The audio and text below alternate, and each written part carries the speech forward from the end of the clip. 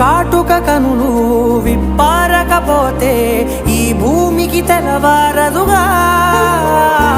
నీ గాజుల చేయి కదలాడకపోతే ఏ మనుగడ కొనసాగదుగా ప్రతి వరుసలోను ప్రేమగా అల్లుకున్న బంధమా అంతులేని నీశమా అంచనాల కందున